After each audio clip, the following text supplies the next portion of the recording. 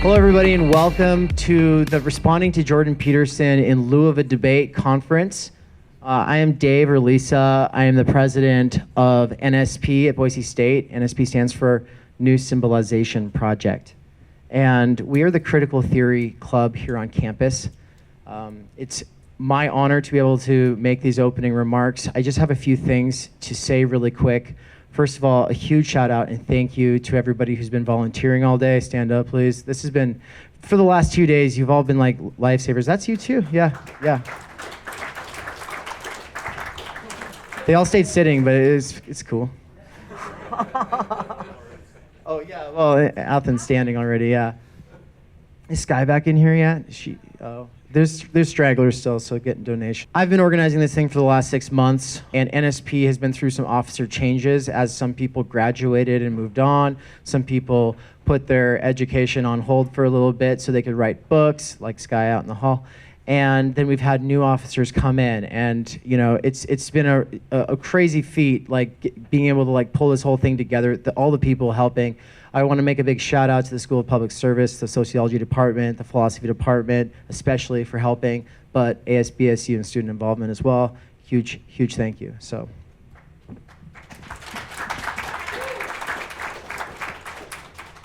what is NSP?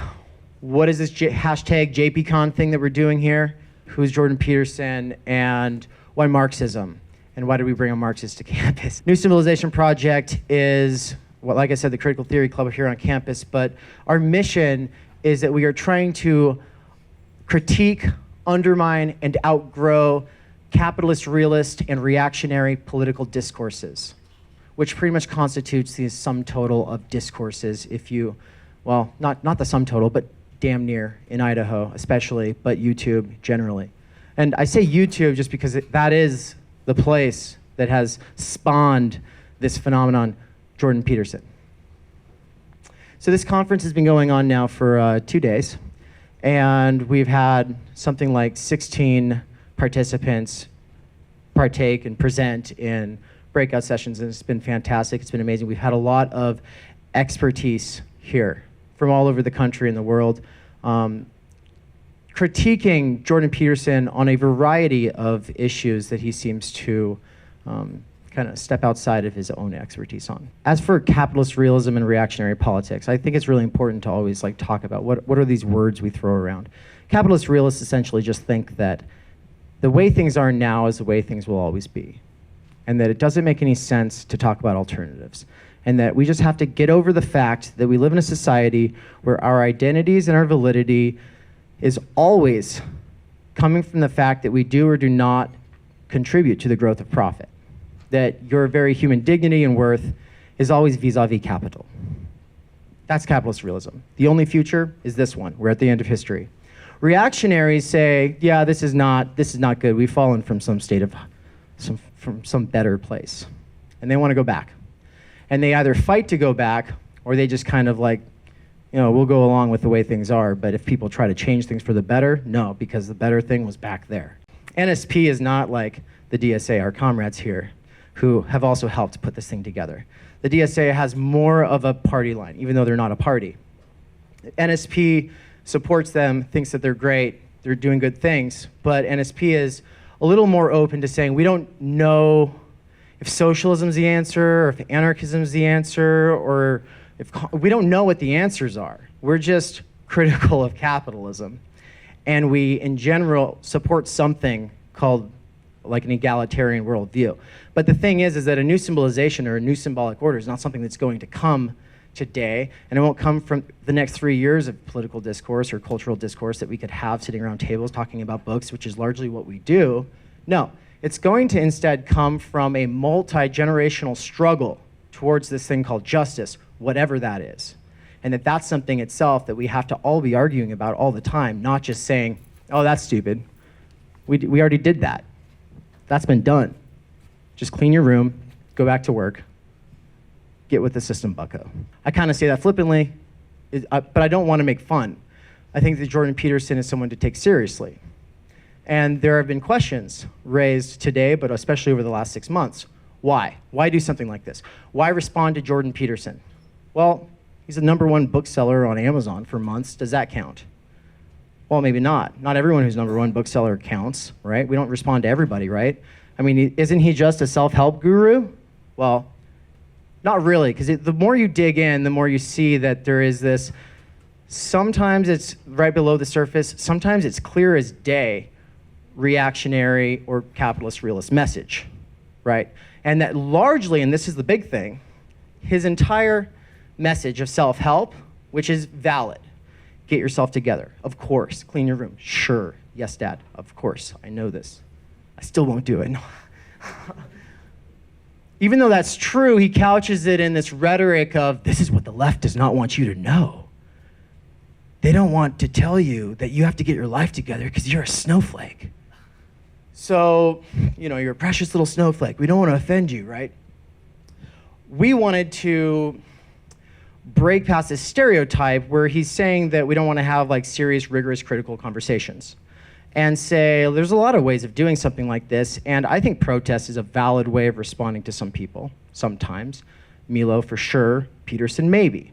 I don't know, there's a spectrum there, and we all have to argue through the gray areas, not just avoid them. But Peterson in particular is, and a few people that have presented in the last couple of days have put it this way, quenching a thirst, a deep thirst for meaning, for the humanities, and for the social sciences, for people who do not have access to that. If you do, there's a certain kind of privilege or advantage that you've been given, right? If you've internalized a lot of leftist assumptions or liberal assumptions, congratulations, not everyone has though, not everyone had access to that. And so not everything that seems ridiculous off the cuff that he says seems so ridiculous to other people. And instead of just making fun of people or dismissing people or saying, well, that guy's an idiot, you need to instead be mature and respond, right, in kind. Because the thing is we did that with Ayn Rand. She didn't go away. She's been the most influential philosopher in the last 300 years, arguably. I mean, Marx was pretty influential too. But I'm just saying in American politics, though, Rand was very influential, and I think that if we spent a little bit more time really breaking it down for people who don't really see what's so obviously wrong there, I think it would just be helpful in general, right? And this is kind of our idea for bridging the academy and the public. All right, so that's enough of the why and the how, and I'm just gonna show 3 video clips and then turn this thing over. So, first I wanted to show a sensible clip. If you ever want to think about something, that's exactly what you have to do. Right? You want to take arguments that are against your perspective and you want to make them as strong as you possibly can so that you can fortify your arguments against them. You don't want to make them weak because that just makes you weak. And so, Sam and I are both scientists, and it really is the case that what scientists are trying to do, and I think what we're actually trying to do in this conversation genuinely, is to try to find out if there's something that we're thinking that's stupid. Because when I'm laying out the arguments that Sam just summarized so well, I've tried to generate a bunch of opposition to them in my own imagination, and the arguments I put forward are ones I can't undermine. But that doesn't mean they're right. It doesn't mean that at all. And so if someone comes along, and this is certainly the case if you're a scientist who's worth his or her salt, if someone comes along and says, hey look, you made a mistake in this fundamental proposition, it's like, yes, great, that means I can make progress towards a more solid theory of being. In his What I want to point out here is that sometimes when you see a clip of Peterson, he's very reasonable. In fact, I would argue that most of the time that's the case. It's very rarely, in fact, that he loses his temper on Twitter and says something about bitch slapping somebody. That's the minority of the case. Most of the time, he's pretty much holding it together pretty well, especially considering the fact that there's a lot of people out to scream in his face, right? And that, in a sense, there's a lot of people who look up to him because he's brave. Because he self-censored himself for a long time and refused to talk to leftists because he was convinced that they would castigate him if he said anything. But there's this thing that you do if you have this stereotype of the other that scares you, and then you self-censor yourself, and then you feed that stereotype with the scary data of the world. Every once in a while when something crazy occurs, you think, oh my gosh, it's true, see how they will be. And then eventually when you've had too much, you come out and you say the damn thing like he did against Bill C-17. Right? C-16. And what he's doing here with Sam Harris is having a debate about the concept of truth, which is fantastic and it's amazing. And I'm really happy to see philosophy in the mainstream, always. I just wish that he would engage with the people that he spends so much time writing off, the scary postmodern feminist neo-Marxist, where he's basically taken everything he doesn't like in the world and put it all together and then said, it's them, right? Well, NSP is the postmodern feminist neo-Marxist here at Boise State. And when we emailed him about him ditching out on this zero books debate that he was going to have with Douglas Lain, okay, that might not be fair. We don't know if he ditched out. He canceled. So I'm not going to speculate as to the reasons, all right? So that's neither here nor there. But the point is that they had a debate scheduled in January, and Douglas Lain, who's here, by the way, hey, is a wannabe Marxist. A wannabe Marxist. If you want to hear from the wannabe Marxist, come to an event tomorrow at 10 a.m. But it's really important, though, to point out that that 2 weeks after this event was canceled, in the midst of Douglas rescheduling this debate, on the Joe Rogan podcast, this happened. Have you ever debated a Marxist supporter? Have you ever debated someone who is pro-equality of outcome? No, they don't debate me. Well, the closest thing I think was to that was the debate I did at the University of Toronto about the Bill C-16. He wasn't dating Marxists at that debate, so that's sidestepping the issue. And also, what's this equal outcome thing? That's not Marxist. But that's besides the point. This is 2 weeks after that debate was canceled. So we found that really interesting, and we reached out to Douglas and said, well, so this isn't happening. Do you want to come to Boise State and just give a talk in lieu of the debate? Because we were pretty excited about that debate Doug said, sure. This then just kind of turned into a conference. So I'll speed up this story by just saying that when challenged on Reddit by one of his fans to, well, why did you cancel on this debate and then say that Marxists won't debate you? His response was that Douglas Lain in zero books, just not popular enough. And he has, hundreds of invitations per week. I'm sure it feels that way. He's become very popular very fast. It's probably a lot to manage. We also have to keep in mind that there are like layers of bureaucracy now. He's hired agents essentially to coordinate a lot of the stuff for him. So I'm not going to say that this is all just him. There might be some miscommunication in the process, but that saying that zero books is not popular enough is not a response to the actual question. Why did you cancel? Because if you believe in this marketplace of ideas and free speech for the sake of letting the best ideas win, it's not about popularity, especially when you want to steelman your opponents, when your rule number 9 from the 12 rules of life is to assume that the other might know something that you don't, right? Wouldn't you want to talk to that other that you keep fear-mongering? And I'm going to wrap it up with this last clip. I just wanted to make a quick insertion into this video to say that I never finished where this line of thought was going in these introductory remarks, and that it's very important context. One of the things Peterson fans tend to say is that we're taking things out of context. Well, the context of this conference and of Richard Wolff's presentation is that because Jordan Peterson said that Douglas Lain was not popular enough on Reddit to warrant a debate, we reached out to Richard Wolff, who is one of the most popular Marxists on the planet, and Richard Wolff said he was willing to do the debate at the cost of travel, or he would speak in lieu of a debate. We made sure to get that there because we thought if Peterson will not do the debate, we still want to have Wolff there, because the thing is like everything that Jordan Peterson doesn't seem to understand about Marxism is also stuff that most people don't know about Marxism, and therefore is information that we would love to provide a platform for, especially if that person was Richard Wolff. And so when we reached out to Jordan Peterson's people to say, look, Richard Wolff is willing to do this at cost, the answer was, okay, well, yeah, we would debate him, but not for less than $50,000. They said $75,000 to $50,000 is basically like the range that Peterson asks for when debating, which is like, okay, so on the first count, we had Douglas Lain, who's not popular enough. On the second count, we have Richard Wolff, we were willing to pay for Jordan Peterson's airfare and hotel, just like we did with Richard Wolff, but we couldn't pay any more than that. We're just a student club. We didn't have the funds. So on the first count, Peterson seems to have evaded debate with Douglas Lain and Zero Books. On the second count, he seems to have obstructed debate with Richard Wolff through NSP. So that's all I wanted to say. Now we'll cut to the part where Peterson basically gives his depiction or expresses his understanding of what Marxism is. And we'll go. And then when the Marxists say, well, that wasn't real Marxism, what it really means, and I've thought about this for a long time, it's the most arrogant possible statement anyone could ever make.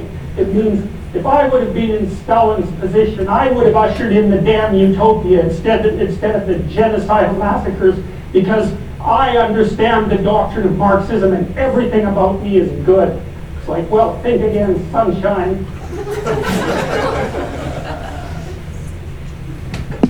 There were 2 posters advertising this event. I wonder if you only saw one and then came. The first one was responding to Jordan Peterson in lieu of a debate with Richard Wolff. The other one was what every responsible citizen needs to know about capitalism, because it's the same thing. Please welcome Richard Wolff.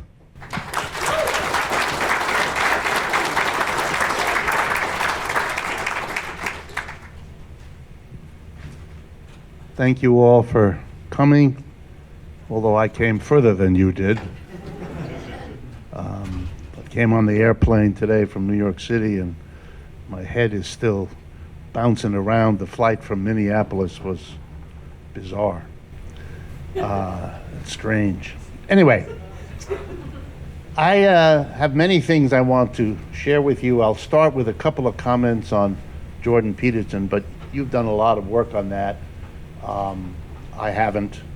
He does mostly work in psychology, at least he's a professor of that. That's not my field, and I'm not going to presume that I can roar in there and have lots of interesting things to say that you don't already know better than, and that he probably knows better than too.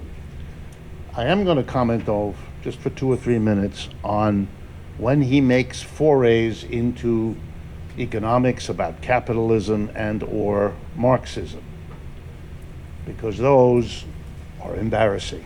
And again, there are many things he says that are astonishing to me.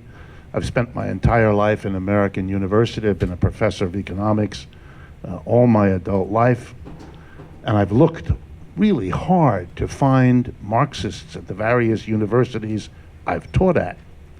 And there were very, very few, and they were really scared and mostly kept their mouths shut. So when he describes the Marxists all over the place, he and I inhabit a different planet, and I have no idea what he is really talking about in that area. Number 2, the tendency to equate Marxism, by the way, he uses mostly in the singular, with what happened in the Soviet Union under Stalin. I really thought we had kind of outgrown that at the end of the Cold War, which ended in 1989, and I don't know where he's been since then. Let me remind you, just for those that don't know, Karl Marx died in 1883, roughly 150 years ago. At the time he died, he was not that well known outside of Europe, a little bit. He lived in London most of his adult life, wrote all his major works, or not almost all his major works there. And after his death, his ideas spread. In the last 150 years, they spread to every country on the face of the earth, to people with radically different cultures, histories, politics, and economics. They all interpreted Marxism in their distinctive ways. There is no Marxism. There are only Marxisms. And if you don't have the time and interest to learn about the different ones, that's fine. But to use it in the singular is bizarre and says more about you than it does about the subject. Now, did the Soviets under Stalin use Marxism and claim to be Marxist? Yes, they did. And do we have to, in some way, take account of that as one of the many strands of interpretation? Absolutely. But to reduce Marxism to that one There's no warrant for that. That would be the equivalent of me chucking Christianity because the Catholics had an inquisition, or that the Christians who came to this country wiped out the ethnic folks they found here. And I could go on, couldn't I? But I won't. I won't, because you all understand, yes, there has to be some account taken of what has been done in the name of Christianity. But as a warrant to throw it out, that's bizarre. That really doesn't make much sense. I find it embarrassing to see that sort of argument made. But I'll leave it at that. I want to talk about what you asked me to talk about, which is about capitalism and the Marxist critique of it. So let's jump into that. First, the critique of capitalism is as old as capitalism. Every economic system had the people who loved it and the people who didn't. That's not unique to capitalism, and it should come as a shock to nobody. Slavery had people who thought it was great and hated it. Feudalism had people who thought it was great and hated it. And capitalism, in case you're not familiar, has had people who thought it was great and who hated it all along. If you're not familiar with that, we all know why, or I hope you do. Because you and I, unless some of you are from other countries, but you and I, in most cases, grew up in a society which for the last 50 years has had a virtual taboo on criticisms of capitalism. And you have to be a little not so insular. That's an American problem. The rest of the world, more than we do, knows about those criticisms. And by the way, Americans did too. Coming out of the Great Depression in the 1930s, there was an enormous interest in criticisms of capitalism. No big surprise, because in the 1930s, for those of you who might not remember, capitalism crashed badly. A reminder, 1929, October. That's why October is such a scary month in the stock market. No, it really is. It's part of why we had the volatility a week or two ago. And we will again. Because October is a jinxed month. It hit in 1929. It wasn't over until 1941. 3 years in, 1933, the unemployment rate in the United States, 25%. That's 6 times what it is now. 25% means 1 out of 4 workers were unemployed, which means every American family had somebody who wasn't working. And because there was no unemployment at that time, no unemployment compensation, that person had to either rely on church or family, or neighbors maybe if you were lucky. A cataclysmic collapse. We here don't understand that because most of us weren't alive then.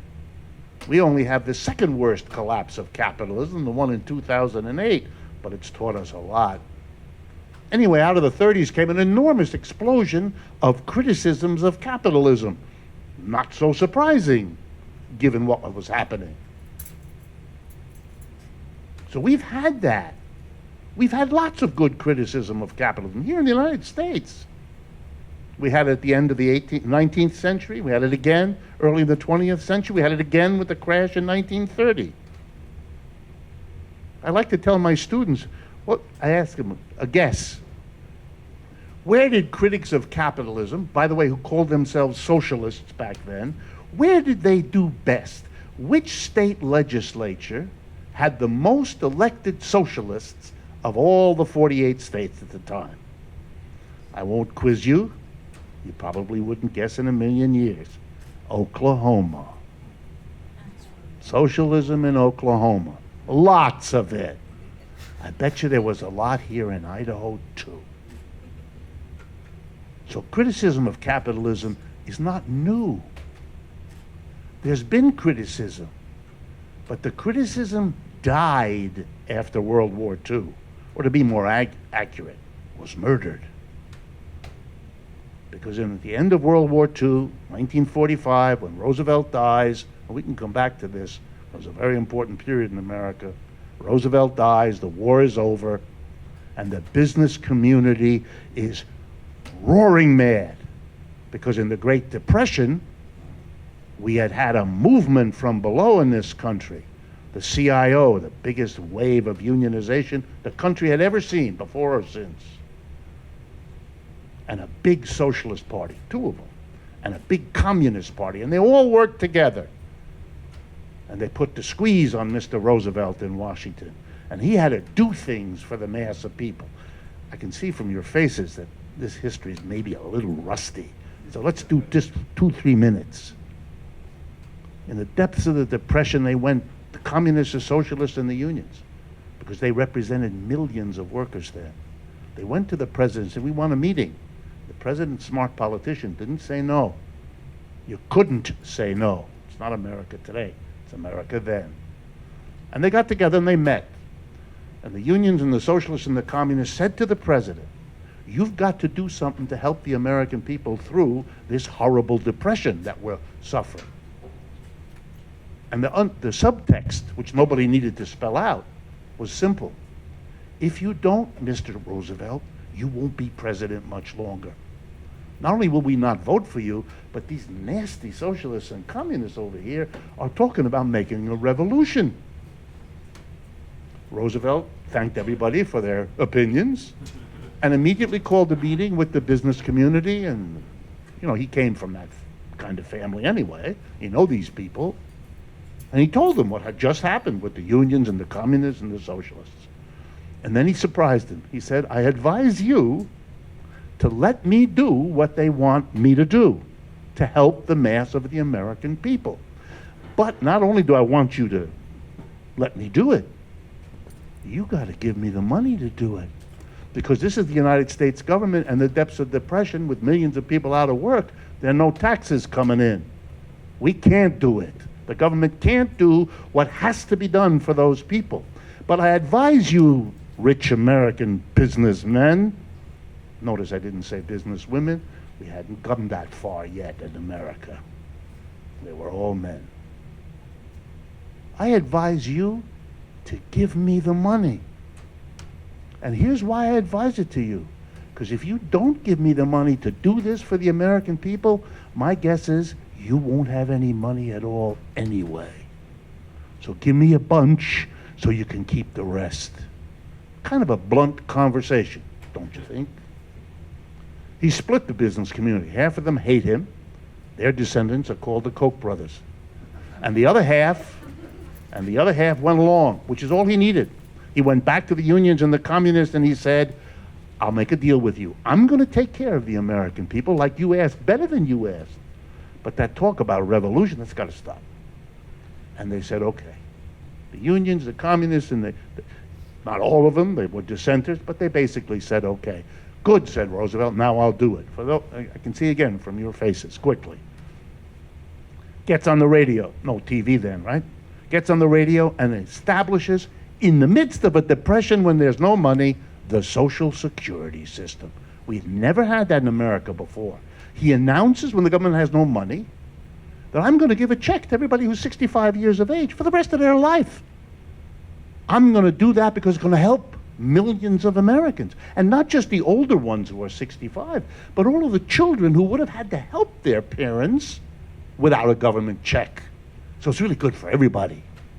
Wow. Second thing he did, he established unemployment compensation. We never had that before either in America. In the midst of a depression, he announced, I'm going to give every unemployed worker, and there were millions of them then, a check every week for a year or so. Wow. Then he passed the first minimum wage. We never had that before in America. And I left the big one to the last, because your faces are giving you away. He created a federal employment program. Between 1934 and 41, the federal government hired 15 million American unemployed people. He put them to work, gave them a check every week, paid them a salary, which meant they didn't lose their homes because they could make their mortgage payments. And you know what those people did, those unemployed people? They built many of the national parks that you all visit and enjoy. They did the first conservation work in this country, the Civilian Conservation Corps. The WPA said to all unemployed artists, come, we'll hire you. Can you paint? Can you sing? Are you theatrical? Do you know how to sculpt? Can you, whatever, come, we'll make troops and we'll send them all over America to bring culture to the rural and small towns. I've never seen such a thing before. It was the greatest explosion of shared culture in American history. We've never had anything like it before, and we've never had anything like it since. Wow. And guess what? To give every old person a check every month, to give every unemployed person a check every week, and to hire and pay the salaries for 15 million people, where did Roosevelt get the money? Here comes the best part. Ready? He taxed corporations and the rich. I gotta say that again. You know why? Because so many of you imagine that that's not possible, that somehow that's not in the works, that that's pie in the sky, a vague utopia, a distant future. No, it isn't. It's your history. He went and taxed them, big time. Ready, let's go do it now. He took money from corporations and the rich to do wonderful things for the average American citizen. Well, to be honest, the average white American citizen. Blacks, true to our nature as a country, were left out. Do you understand? He took from the rich and gave to the poor. Robin Hood.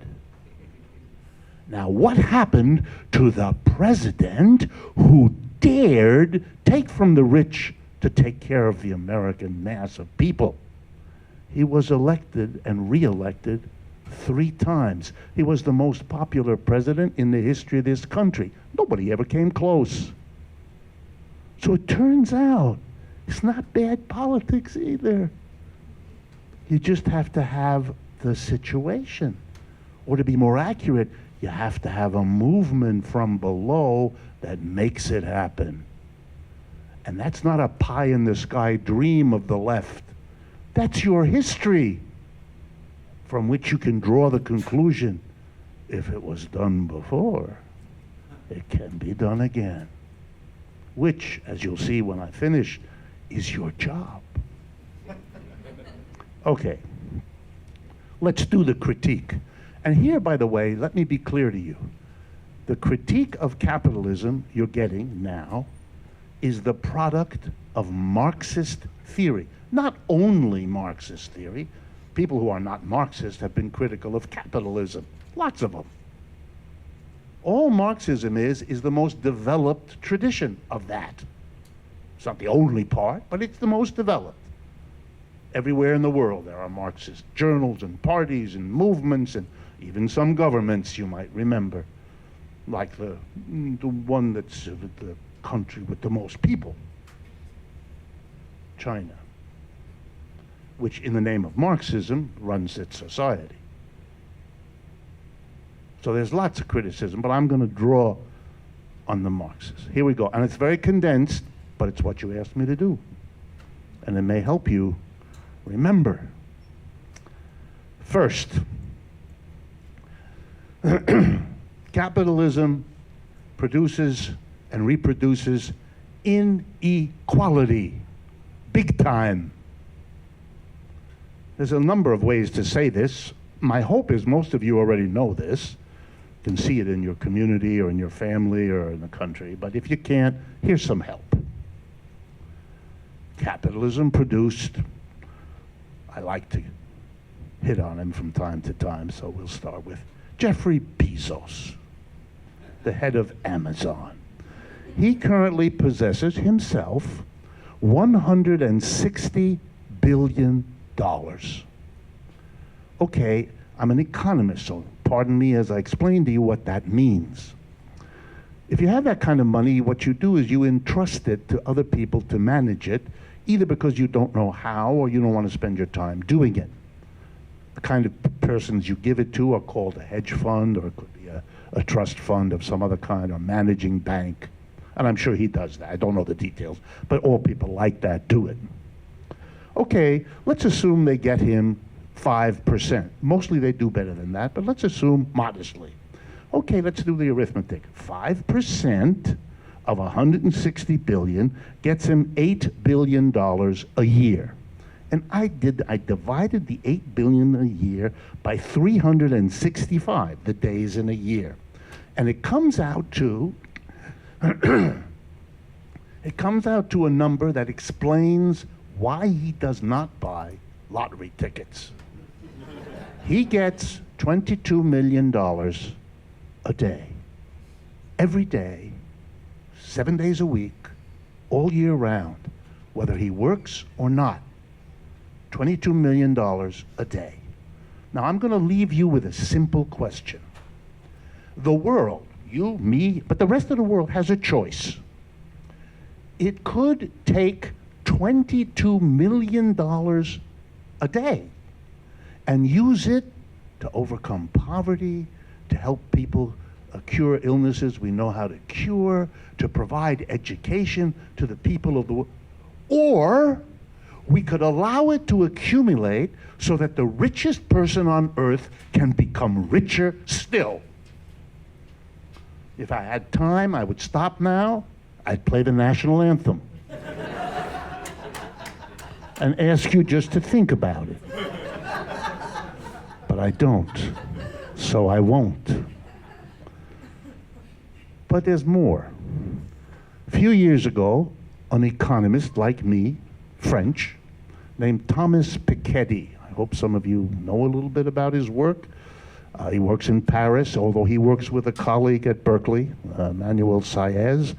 And by the way, the two of them, Saez and Piketty, have the best website on this planet for understanding wealth and inequality in the world. Every economist, left-wing, right-wing, and in the middle, uses it. Anyway, Piketty wrote a book called Capital in the 21st Century, and it's 600 pages showing you how, why, in every place where the capitalist system settled, starting in 18th century England, spreading to Europe and the rest of the world, it produced, as a tendency, ever worsening inequality. The only reason it wasn't a straight line is that periodically, here we go now, periodically people reacted against the level of inequality and rose up and stopped it and sometimes reversed it. And it lasted a while until it faded out and the underlying growth of capitalism reproduced the inequality. That's what happened in the 30s. We undid the inequality of the previous 50 years in America because of the things I told you, and it lasted for a while, up in the 50s, 60s, and then it faded out, and now we have the last 40 years, which you're living the results of, when that inequality has all come back again. Capitalism produces inequality, which is a bit embarrassing for the system if you think about it. Capitalism is usually credited with having been brought to us by the French and American revolutions at the end of the 18th century. The slogan of the French Revolution, liberté, égalité, fraternité. Liberty, equality, brotherhood. Capitalism, which overthrew feudalism in those revolutions, America cut away our being a colony of the feudal George III. So we were told, we, the people of the world, get capitalism, replace feudalism, and you will get liberty, equality, and fraternity. But we didn't. The promise of capitalism to deliver equality was never delivered. We have been betrayed by capitalism. We got the capitalism. We have never gotten the equality. I'll leave you to decide whether you got liberty and brotherhood. Oh my God. The United States Revolution, the American Revolution, added something. That the bringing in capitalism, unleashing the colonial economy from its fealty to the British Empire, would bring us democracy. We would get democracy. And in America, democracy is our religion. We invoke it 10 times an hour, or else we feel something's missing in our lives. So let's talk about democracy and whether capitalism has delivered it or not. Now you see the next step of the criticism. We've talked about inequality, now we're going to do democracy. All right, by democracy, I need to tell you what I mean. It's when a decision affects you, democracy insists you must have a role in making that decision. You know, we get to vote on the mayor of our town because we know the mayor makes decisions that affect us as residents, and so we have some power, at least to vote for the fellow or the woman or not. Like we vote for a senator or president or anything else.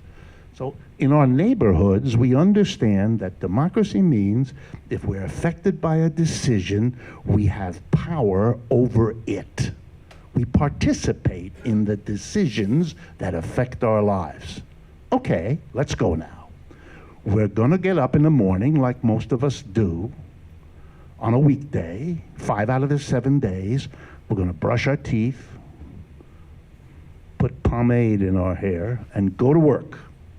And we're going to cross the threshold into the workplace. The factory, the office, the store, it doesn't matter.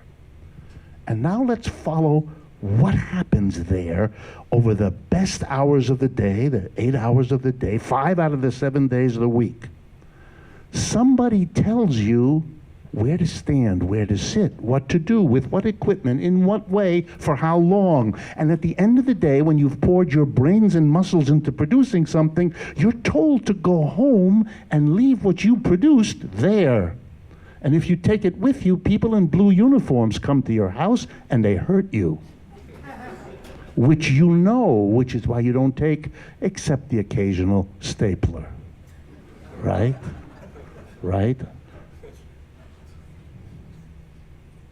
There's no democracy in the workplace in capitalism. There never was. What are you talking? You're being told by what? Typical American works for a corporation. That's what does most of the business. Corporations are run by a group of people called a board of directors. They typically have somewhere between 12 and 20 people on them. They're elected by the shareholders. And since 10% of Americans own 80% of the shares, a tiny number of Americans selects the board of directors. You, as the employee, don't. You don't have any power over the people that will decide what you produce, how you produce, where you produce, and what is done with the fruits of your labor. You're just a drone. And at the end of the day, you're to go home, stuff yourself with pizza and beer, and come back tomorrow and do it all again. Something you've noticed which is making you feel that your job is a burden, not something you look forward to. There's no democracy in the workplace, and there never was. That's not how capitalism is working. Never did. Well, let's see now. Where do adults spend most of their waking life? At work. If you believe in democracy, that's the first place you would have instituted it. But you don't, and you never did, and you don't even question it. The United States is bringing democracy to other countries. You can't bring what you don't have. What are you talking about?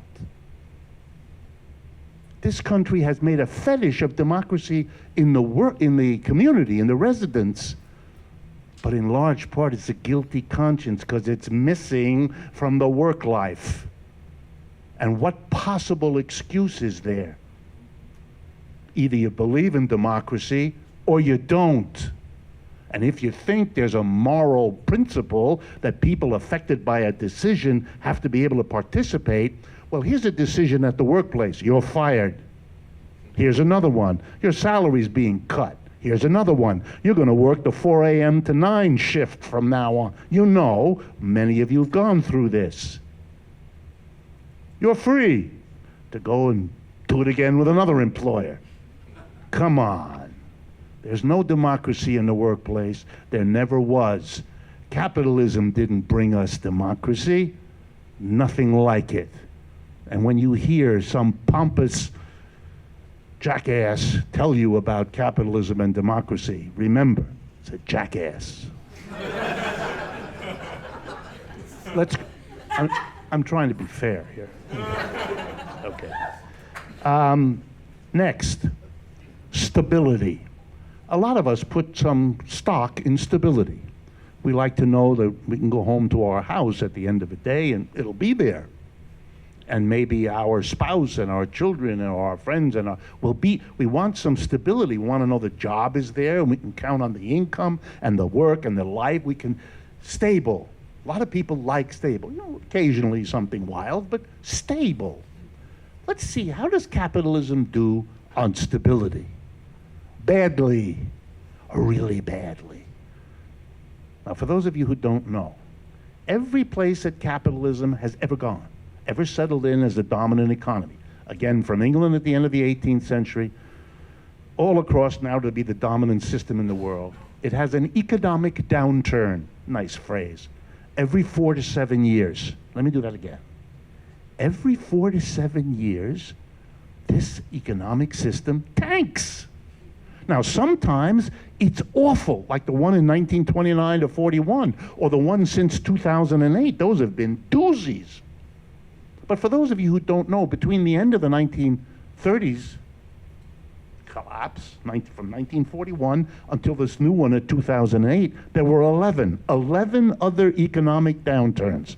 For those of you that are interested, there's a government agency called the National Bureau of Economic Research, which measures all that and keeps the records. Every president since Roosevelt has said, if you just do my policy, the current clown is doing it too, like all the presidents. They promise, if you just do my policy, it will get us out of this bad economic time. Why is each one saying it? Because each one is president at one of those, because we have them every 4 to 7 years. If you follow my policy, not only will we get out of this downturn, but we will not give that kind of problem to our children. Every president has promised it. No president has ever delivered it. At the end of the Great Depression, we were told that we had learned how to manage our economy better. We had reforms, we had regulations, and they would make sure we didn't have this again. Well, in 2008, you could see how deeply they understood their situation. Wishful thinking didn't work out. The largest bank in the United States today is the JP Chase Bank in New York City. Last week, they issued their regular reports. I'm one of those kind of people who reads that stuff. And they predicted the next downturn will be early in the year 2020. That's less than a year and a half from now. Welcome to capitalism's instability. If you lived with a roommate as unstable as capitalism, you would have moved out long ago. But you accept it. In fact, many people think it's somehow natural. It's sort of like the rain. You know, how many of us stand there screaming at the sky saying, you know, it's horrible, don't rain on us. We don't do that. We accept it. That's the way it is. And that's what people do with this unstable system. Wow. Now the last one. I could go on all night, but I won't. The last problem with capitalism. It's something Marx called uneven development. And if you've never thought about this, it's a reason to read Marx. Here was his argument. A system could be designed that had the following logic to economic development. You don't concentrate all the development in one place. You spread it out. You try to develop your new industry where people need jobs and there isn't already an industry. You try to evenly develop the world. And here's why you want to do that. If you make some areas real rich and other ones real poor, guess what? This is really complicated. The poor are envious. The poor are jealous. The poor are angry.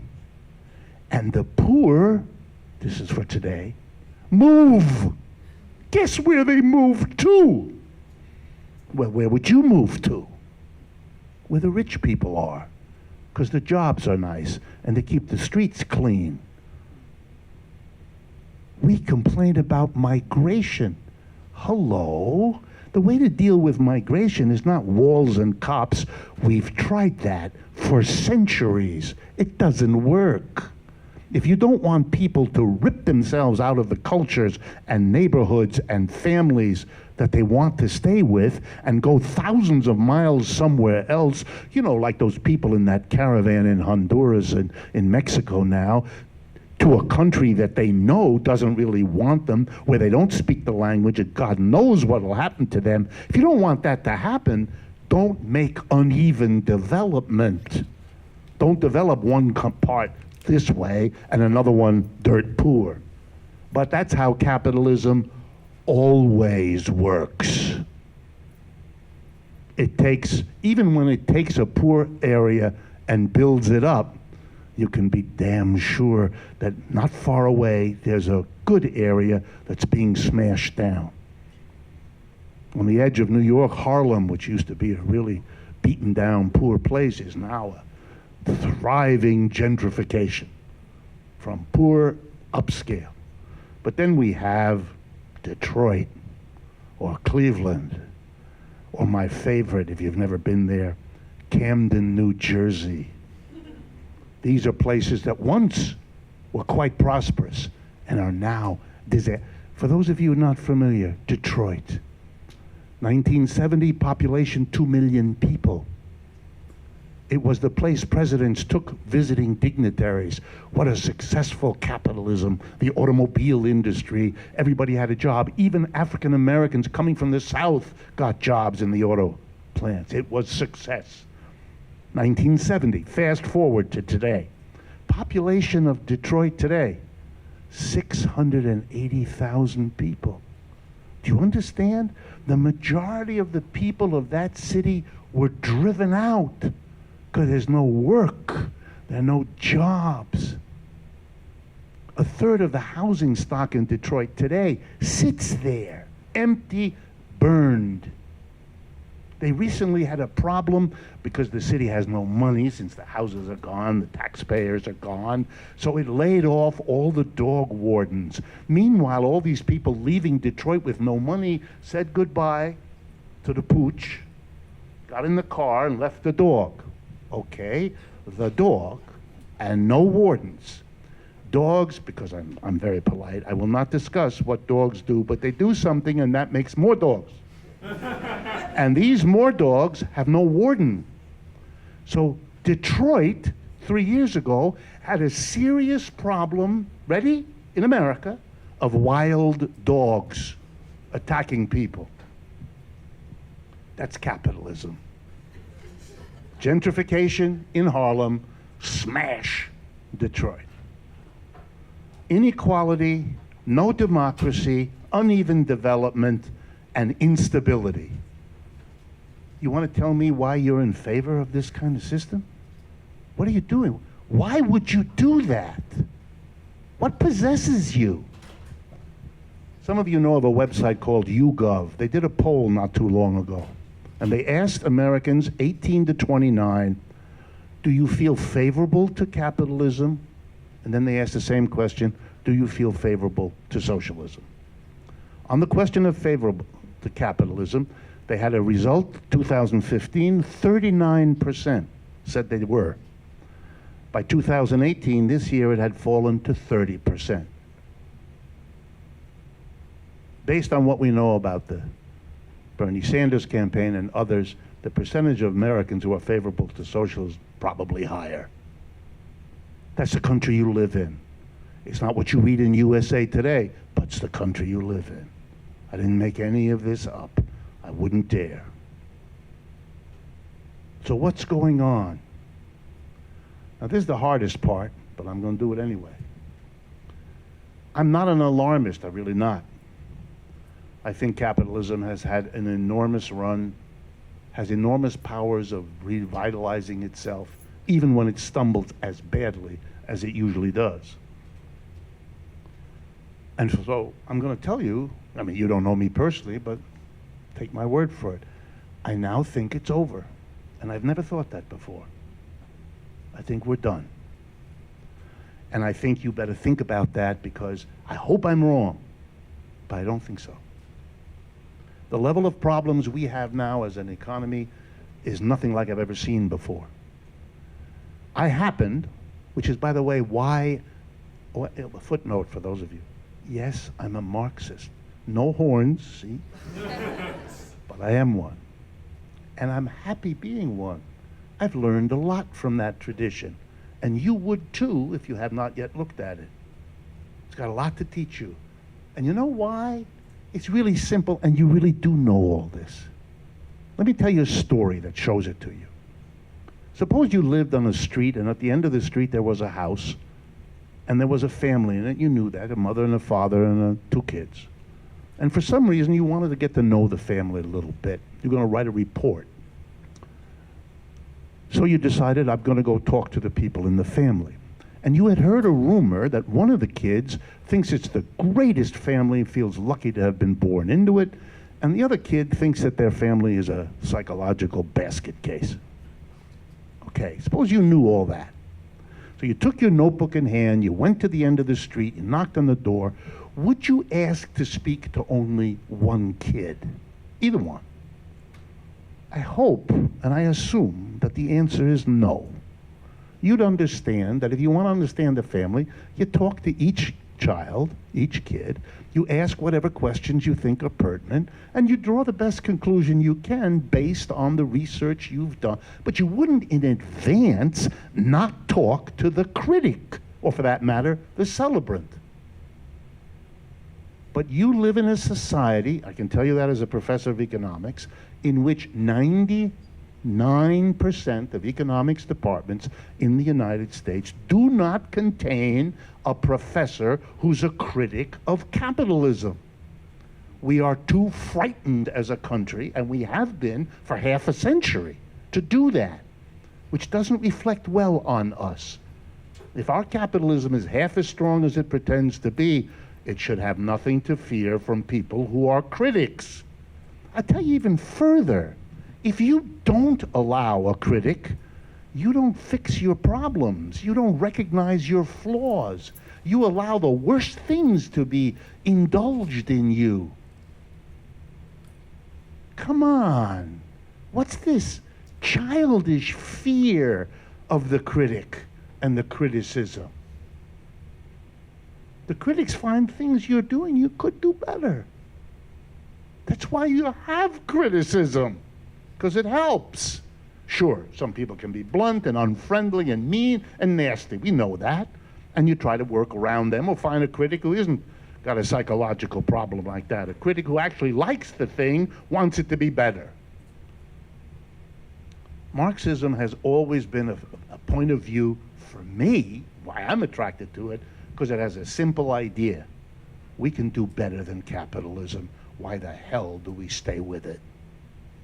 Why do we constantly keep fixing what isn't adequate? You know, it's like that person when your refrigerator punks out one more time, and you call that man or woman, and they come, and they got all the uniform and the tools, and they putter around there, and then they get up and they have that look on their face. You kind of know what they're going to say. And here's what they tell you. Sure, I can fix it. It'll be $200. But I'm telling you, 4 weeks from now, you'll be on the phone and you'll call me back. It's over. You got to get a new fridge. Because you're throwing money, after money, and in the end, it's not good for you. And I'm here to tell you, even though I can make money fixing it, you're better off. I'm in that position. A personal note. One of the reasons a Marxian economist like me can get jobs. I taught at Yale, I taught at the University of Massachusetts in Amherst most of my adult life. I teach now at something called the New School University, which is a major institution in downtown New York City, is because I went to the right schools. This is America. And after all that conversation about democracy, if you go to the right schools, things happen to you that do not happen to you if you do not. So let me tell you about this one. I went to Harvard as an undergraduate. When I graduated, I went to Stanford. I got my master's degree. Then I left there and I went to Yale, where I got 2 more master's degree and my PhD. You get the picture? I'm a poster boy for American elite education. At Yale, in my class, when I was getting my PhD, one of my classmates was a young lady named Janet Yellen. She became the head of the Federal Reserve. Get the picture? We all know each other. It's a small group. I get together with them, since I live in Manhattan, a few blocks from Wall Street. And when we get together, and I was mentioning this out to someone in the hall, we have a very peculiar conversation. We don't agree because they're right-wingers and center and lefties like me, and we don't agree on how the America got into the situation it's in, and we do not agree on how to get out of it. I'm going to tell you how we can get out of it, but we don't agree on that. But here's what we all agree to, and we're all shocked. We look at each other across coffee or a drink, and we say, this is the worst condition of the American economy in our lifetimes. We all agree. You've got to think about this, not because of some ideological commitment. It's your life that's going to be shaped by all of this. The level of debt taken on by corporations is unprecedented in America. Because of the collapse in 2008, as I hope most of you know, the Federal Reserve brought the interest rates down to near zero, and for some periods of time, actually below zero. Below zero means that the government pays banks to borrow from the government. You borrow $1,000 and you give back less than that at the end of the year. That's how desperate they were to keep the economy going. But if you make borrowed money cheap like that, every capitalist who dreams that this latest project will work, that this latest investment will work, even when it's not looking good, borrows free money to try to make it work. That's what they did. They borrowed loads of money. And now for projects that aren't working out, so they can't pay it back. This should sound familiar to you. It's called the subprime industrial loan. Uh-oh. Yeah.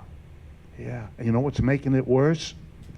Capitalists are always nervous. In the nature of capitalism, you got to invest now, hire workers, build a factory, but you won't see the output for a year or 2 or 3, which means you've got to commit money now for something that's uncertain, the future. Nobody knows what the future's going to be. Uncertainty is a very dangerous thing in capitalism. Why? Because all of us depend on what a tiny minority decide to do. Will they invest or won't they? By the way, another footnote about democracy. 200 corporations make a decision not to invest. We all have a recession. We don't have anything to say about it. They make the decision. We live with the results. What is our power over that decision? Zilch. Again, if I had time, the national anthem. But I won't, because we don't have the time. So uncertainty breeds hesitance to invest. Terrible. You know what's causing a lot of uncertainty now? Mr. Trump's trade wars. We have no idea. What are the Chinese going to do? What are they already going to do? What are the other countries going to do? What are the Europeans going to do? What are the Canadians and Mexicans going to do? Everybody's going to retaliate. The idea we're all going to lie down and do what the United States wants. Only Fox News reasons like that. The world does not work like that. Doesn't have to and will not. That uncertainty is making the already difficult problem worse. This is a capitalism that has also taken a remarkable step that ought to offend all of you. I don't know how many of you know. Germany, the most successful capitalist story since the great crash of 2008. Germany, last year, made all tuition at all colleges in the country free, zero. Not just for German citizens, for everybody. You can go to Germany, there'll be no tuition. The United States, in contrast, is loading up a generation of young people with a level of debt that they know they can never pay. That's crazy. We are not a crazy people, but we're acting crazy, and that's a clue. Every economist I know, left-winger or right-winger, says the future of the American economy depends on the quality and the quantity of the young people going to college. That's our trained labor force. Overwhelmingly, in case you're not familiar with it, 3/4 of our college graduates come out of public school, not private school, public school. We are savaging our public school.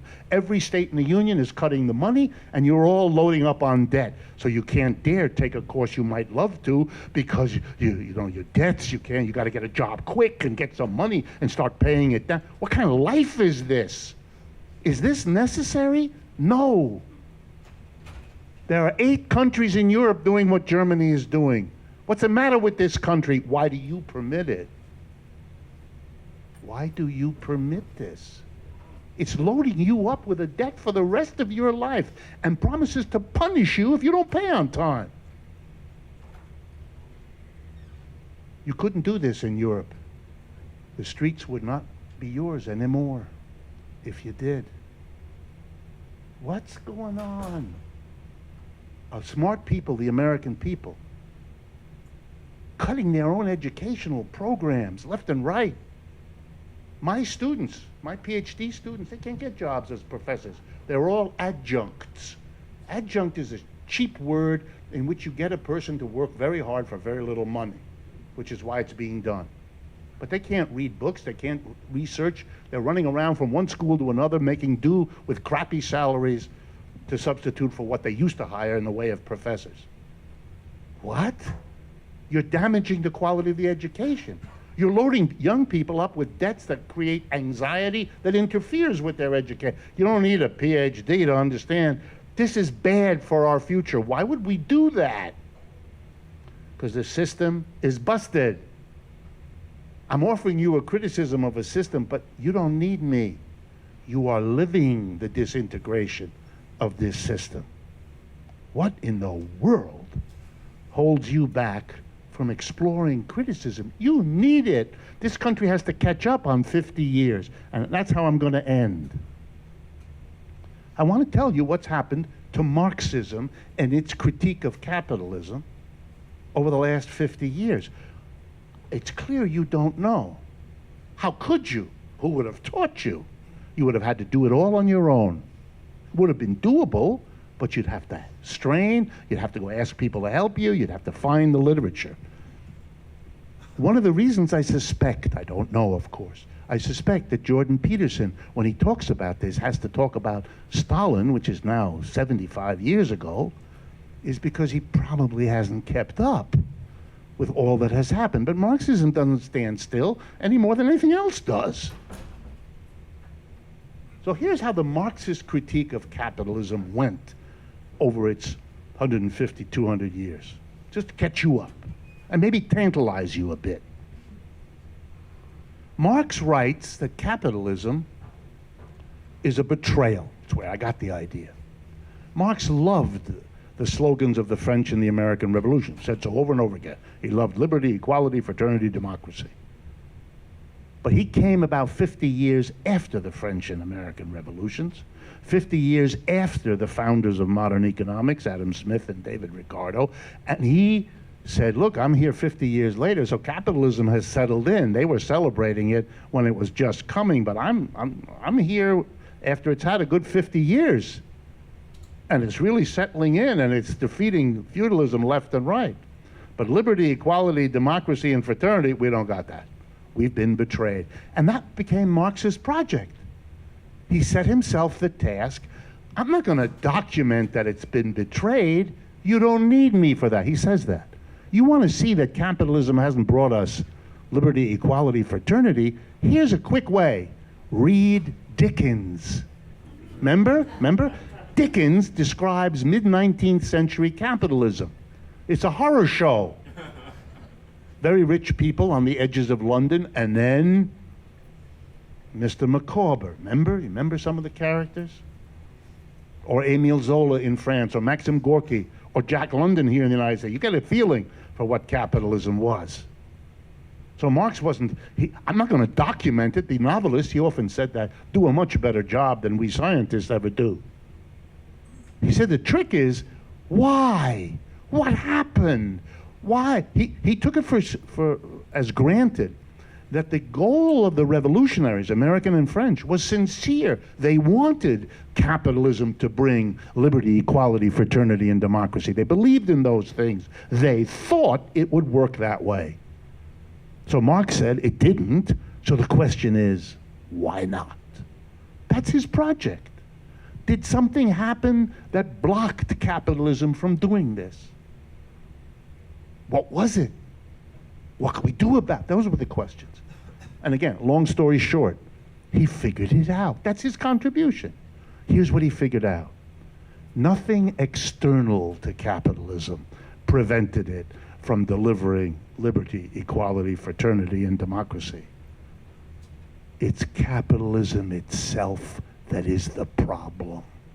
Built into it are the mechanisms that preclude liberty, equality, fraternity, and democracy. So that if you want those things, here comes the punchline, you got to get rid of capitalism. Come on, you already know this. Somewhere you all know it. Every 20 years in the United States, we have a war on poverty. You know why? Because we lose them every time. Poverty doesn't go away. Every 20 years, some great person, Michael Harrington in 1960, and whoever the next ones are. We can't solve our racial problem. We can't solve our poverty. We can't solve our inequality. The system itself. And Marx answers the question, well, what is it about the system? And now I'm going to give you a very short, basic lesson. Bear with me. I think you'll see it's worthwhile. Here's Marx's analysis. Whenever a human being in a capitalist system goes and looks for a job, something I'm assuming all of you or most of you have had to do, and you sit down with your prospective employer, and you discuss what you're going to be asked to do and what time you have to show up and all that. And then you get to that dicey moment when how much am I going to get paid? And let's just say for the sake of an argument, you're going to get paid $20 an hour. That's what you agreed to. Here's something Marx then points out, which you know, but you don't want to face. There are a lot of things we all know that we don't want to face. I hope you already know that. It'll save you a lot of grief if you're aware and expect to discover it about yourself. Here we go. The employer will never pay you $20 an hour unless the following sentence is true. During each hour that you work for that employer, for which he pays you 20 bucks, you have to add more than 20 bucks worth of stuff to whatever that employer makes and sells. Because if that weren't the case, there'd be no profit in it for him. Now let me drive home what Marx means here. For those of you who've looked in the mirror on a good day and said to yourself, I'll never work for anybody who doesn't pay me what I'm worth, you don't understand the system. You're never going to get that, and you never did. That's not how this system works. You've got to face that. You get paid enough to reproduce yourself as an employee, while the employer grabs into his hands all of those extras, those profits that your labor, that extra you produce over and above what he pays you, that's what he gets. That's his profit. That's why he's in business. He gets richer. You don't. The rest is fairy tales. And they're not nice fairies. Marx is explaining something. And it rings true once you start thinking about it. Here's how it rings true. And we'll end with this. Think about slavery. We all can think about it. We know it, especially in this country, because we had a period of time with slavery. In slavery, the slave does all the work. And whatever the slave produces is entirely taken and owned by the master. But the master gives back to the slave some, because otherwise the slave wouldn't survive till tomorrow when he wants it all done tomorrow again. So if you think about it, the slave produces, the master gives back to the slave a portion of what the slave produces, but he keeps for himself the other part, what Marx called the surplus, what the slave produces over and above what he gets back. Now let's go to feudalism, lord and serf. For those of you who don't know, the serf worked 3 days of the week on the land that the lord gave him, and he kept whatever he produced there.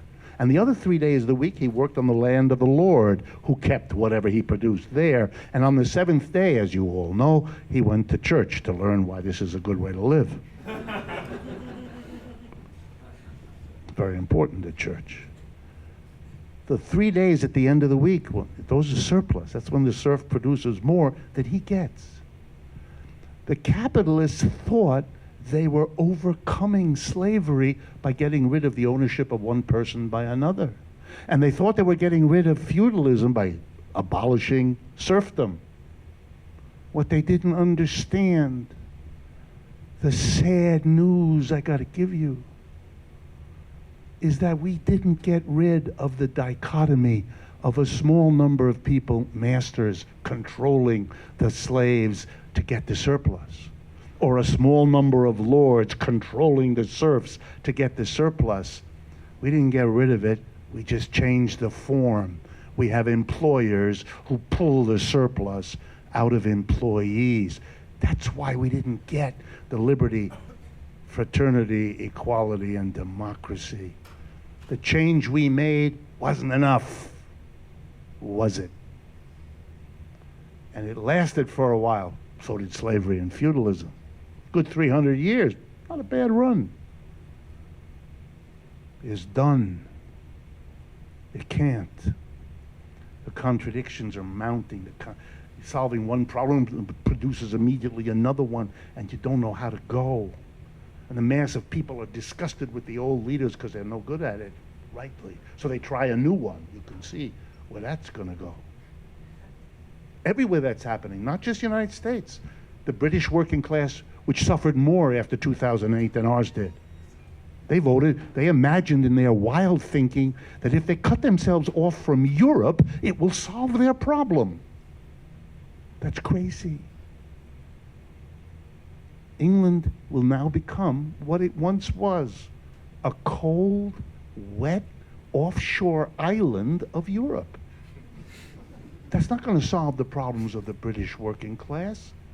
They just struck out to do something because they were so angry. The Italians just voted in a crazy government. What are they doing? They're just angry. They're angry. And the Americans were angry too, and they voted for Mr. Trump because he was different. He shoots his mouth off. He's this, he's that. Whatever you think.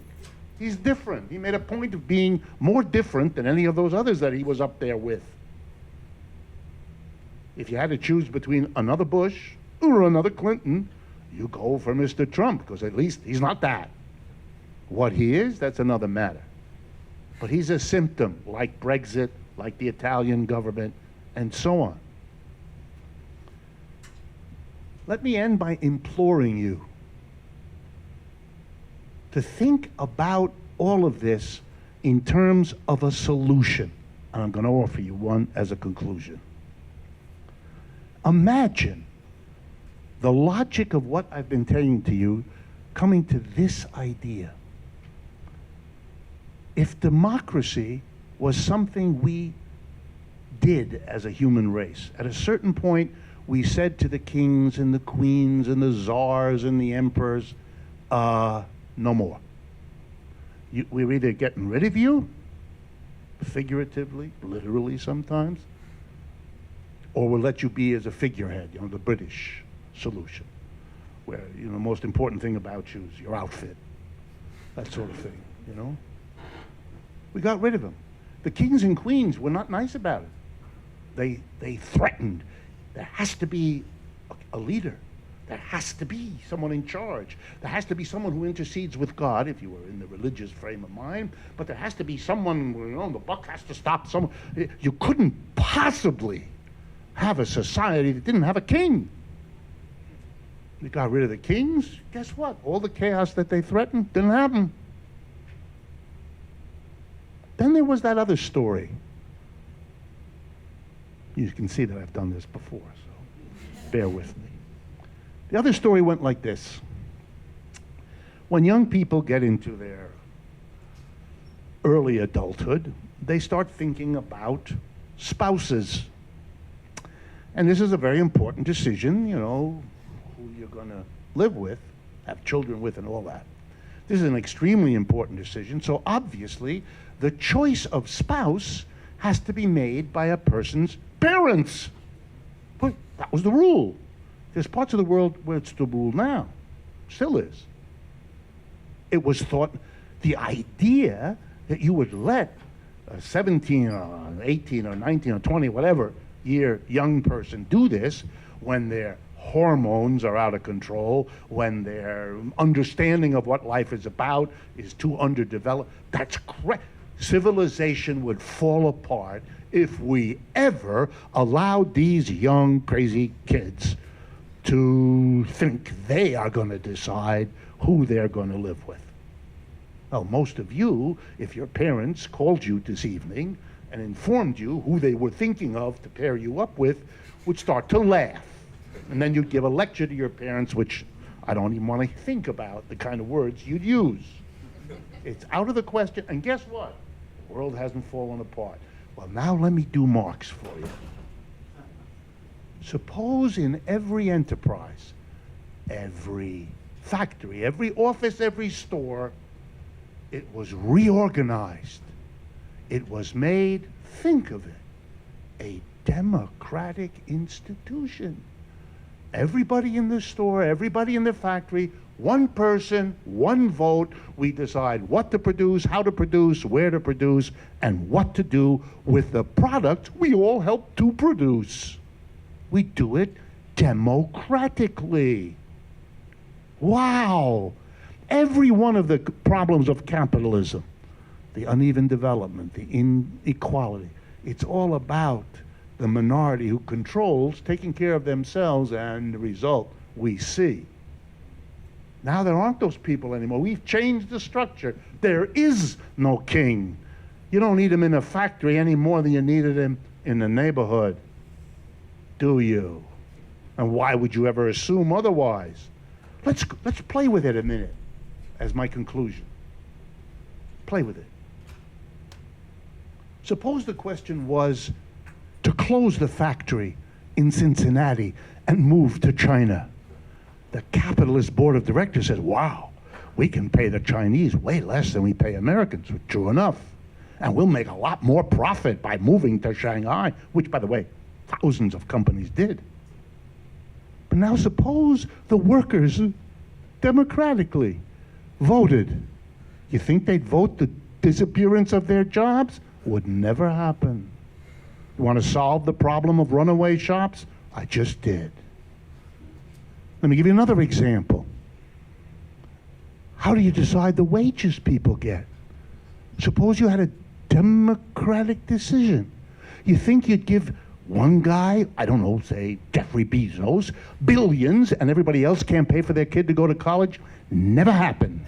Not in a democratic decision. You might pay some people more or less, depending on the work they did or the education they had. But you're not going to do what we do in this country, would you? Here's another example. A new technology that fouls the air. If you're a rich corporate executive, you live far away in a gated community and you have machines in your basement that clean your air. You don't care.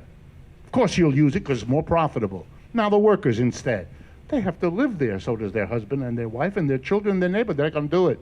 You want to deal with the environmental problems? Here's a way. And now here comes the best one.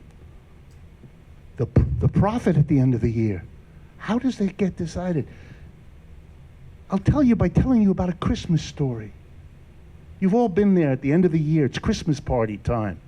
And everybody who works at this workplace gathers. And there's the boss, shaky legs, drunk too much, said the wrong thing, particularly to the women. You know, the usual. We all take that for granted. Under the mistletoe. Plastic mistletoe. Because this is a cheap company. And he makes a speech. He says, I want to thank you, slurring his speech, I won't do that. Thanking you all for the work you did this year that helped to make this a successful year. And then you all go home, and he and the board of directors decides what to do. He just congratulated you for helping to produce. Now, in a democratic way, it's a democratic decision what is done with what we've all helped to produce. Yeah, such an enterprise might make mistakes, but we all own the mistake, and we'll fix it together. Last thing, I promise, the very last. I don't want you to think of this solution, which is what I think it is. The end of capitalism, no more employer-employee. The dichotomy, master-slave, lord-serf, employer, it's gone. We have now finally democratized the enterprise, and that's how we're going to bring equality, fraternity, liberty, and all the rest. But I don't want you to think of it as a solution, pie in the sky, utopian, not at all. This already exists all over the place. And if you don't know that, that's about your education. The most successful example is something called the Mondragon Corporation in Spain. Mondragon started 60 years ago, 1956 to be exact. A Catholic priest in this little town in the north of Spain says to his parishioners, if we wait for people to come here and give us a job, we'll all die of old age. So the only way for us to have jobs, it's a very poor part of Spain was then, is if we become our own employer. So the Catholic priest, by the name of Arizmendi, Father Arizmendi, set up a co-op with the 6 workers. Fast forward to today. The Mondragon Cooperative Corporation is a unified corporation, but it's actually 250 roughly co-ops, worker co-ops. They all work this way. Everything is decided democratically. All of these, it's the 7th largest corporation in Spain. It has 100,000 employees. They run it like a co-op, and they've been doing it for decades. They're so successful they have their own university, the Mondragon University, where they teach courses, how to start a co-op, how to run a co-op, how to work out the problems of a co-op. You can go there and you get a degree in it. You didn't know that, did you? Your faces give you away. I wish I could film you and just show you. Just show you. Here's a couple things they did. Once a year, there's a meeting of the workers where they assess the supervisors. And then the workers vote. If the workers like the supervisor, they keep their job. And if they don't, they're gone. The supervisors don't hire the workers. It's the other way around. Try to imagine this. Some of you are grinning with the sheer pleasure of the thing. And right, you should. Here's another decision they made. The highest paid worker at Mondragon cannot get more than 8 times the lowest. That's their range. For those of you not aware, in the United States, CEOs of large companies are roughly 300 times the lowest worker paid. You want to deal with inequality? They've already done that. They've crunched the inequality to much, much less. Nobody messes with Mondragon, not the right wing, not the left wing. Doesn't matter who's in government in Madrid. They're too powerful. People love them, and no one dares. Here's another example. Any of you that know about Italy? Anyone here from Italy, maybe? Okay, there's a region of Italy called Emilia-Romagna. It's one of the regions of Italy. In that part of Italy, 40% of the businesses are worker co-ops. It's the most cooperatized sector. You want to see how, and it's been that way for decades. So don't think that worker co-ops are some impossible pie in the sky, how would it ever work? It's fine. Don't mistake your not knowing it for it not being there. It would be a big, big mistake. Jeremy Corbyn, a name you should pay attention to, is the head of the Labour Party in Britain. Current polls indicate that he will be the next Prime Minister of Britain if they hold an election. Okay? the Labor Party there is like the Democratic Party here, but more leftist. Okay? His party has the following program they've committed to. If the Labor Party is elected, they will immediately pass the following law. Every business in England can continue the way it is, except if that business decides to close down, or if that business decides to sell itself to another business, or if that business decides to leave the United Kingdom and go somewhere else, or if that business decides to become a public business, to issue shares and become a company on the stock market. Any one of those 4 decisions, which are basic decisions businesses make, the law will require them to give what's called the right of first refusal to their own workers to buy the enterprise from the owners and convert it into a worker co-op. And when the skeptics, led by the business community of Britain, scoffed and said, where in the world would the workers get the money to buy the enterprise? Mr. Corbyn smiled and said, the government will lend it to them. You want to create a worker co-op sector in your economy? That's how you do it. You don't have to worry about it. You don't have to think it could never be done. They're doing it. The British are doing it. And you know why? Because they want their people, what a thought, to have a democratic vote on what kind of economy they want. You want it to stay capitalism, hierarchical, a few people make the decision? You want that? Or do you want a democratic workplace? But they know that the only way that people can make a decision is they have to see what it's like to have a democratic. They have to see them all over the place. They have to be able to work in them. They have to be able to talk to people who work in them. And so they're going to build a sector so that their people can then have a democratic decision about what to do. We're not doing anything in this country. They're planning for what the collapse of capitalism might bring as a problem. They're already working on it. We live in a country that pretends there's nothing to think or work about at all. If you have found even a small part of what I just did in this last hour interesting, you don't owe it to me. I'm just presenting to you what Marxism can teach you. Thank you very much.